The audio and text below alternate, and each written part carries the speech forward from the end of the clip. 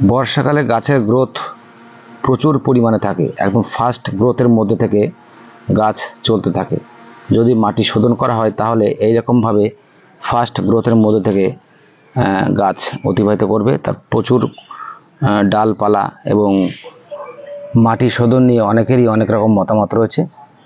তো বর্ষাকালে মাটি কিভাবে শোধন করতে হবে, আর সেই শোধন করা মাটি দিয়ে শীতকালে আমরা প্রচুর পরিমাণে ফুল গাছ, ফল গাছ, অনেক রকমের সবজি এগুলো লাগাতে পারি। তো কীভাবে মাটি বর্ষাকালে শোধন করব সেই বিষয়ে আজকে কথা বলবো।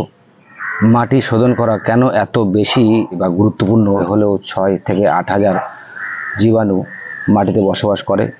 সুপ্ত অবস্থায় তারা বসবাস করে, মাটি শুকিয়ে রোদে শুকালেও তারা সুপ্ত অবস্থায় মাটিতে রয়েই যায়। এর ফলে যখন ওই মাটিতে গাছ লাগানো হয় তখন কি হয়, ওই সুপ্ত জীবাণুগুলি আবার জেগে ওঠে এবং গাছকে ক্ষতি করার চেষ্টা করে। বিদেশে কি করে মাটি শোধন করে থাকে সেটি সম্পর্কে একটু বলি। বিদেশে বায়ু বাষ্পীভূত করে মাটিতে স্প্রে করে এবং প্লাস্টিক দিয়ে 10 থেকে 12 দিন ঢেকে রাখে। ঢেকে রাখার পরে তারপরে প্লাস্টিক তুলে রোদে শুকিয়ে মাটি শোধন করা হয়। শেকড় ফলা বা শেকড় পচে যাওয়া এই ধরনের রোগ সৃষ্টিকারী জীবাণু হচ্ছে এইগুলি। জীবাণুকে অপসারণের নামই হলো মাটি শোধন করা। তো মাটি শোধন করতে গেলে আমরা অনেক রকমভাবে মাটি শোধন করে থাকি। মাটি শোধন করার অনেকগুলি উপায় আজ আমি আপনাদের বলবো। যেমন প্রথমে ধরুন ম্যালাথিয়ন দিয়ে অনেকে মাটি শোধন করে থাকেন। কেউ আবার টিল্টের পক্ষপাতী, টিল্ট স্প্রে করেও মাটি শোধন করা যায়। সিউডোমোনাস রাসায়নিক, এগুলি সবই রাসায়নিক উপকরণ দিয়ে মাটিকে শোধন করে থাকে। আর জৈব উপায়ে মাটি শোধন করতে গেলে আপনাকে ব্যবহার করতে হবে ট্রাইকোডার্মা ভিরিডি। 2 গ্রাম প্রতি লিটার জলে মিশিয়ে মাটিতে স্প্রে করতে হয়। তো ট্রাইকোডার্মা ভিরিডি মাটির সমস্ত রকমের জীবাণুকে মেরে ফেলে এবং মাটিকে শোধন করে দেয়। তো বর্ষাকালে কিভাবে ট্রাইকোডার্মা ভিরিডি আমরা স্প্রে করব। তো বর্ষাকালে বেশিরভাগ মাটি চিটচিটে থাকে।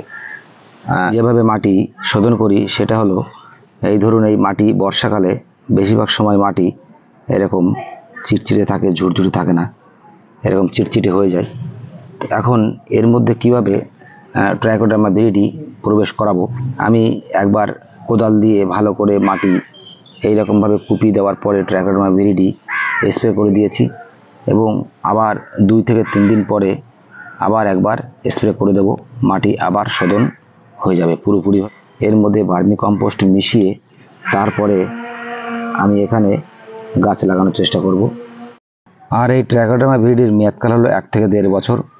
1 থেকে 1.5 বছরের মধ্যে মাটি আর নতুন করে শোধন করতে হবে না। মাটি থাকবে সম্পূর্ণ নিরাপদ। যে কোনো ফুল এবং ফল গাছ অথবা সবজি গাছ, যে কোনো গাছই লাগাতে পারেন। মাটি শোধন করার মধ্যে দিয়ে মাটি তার নতুন জীবন ফিরে পায়।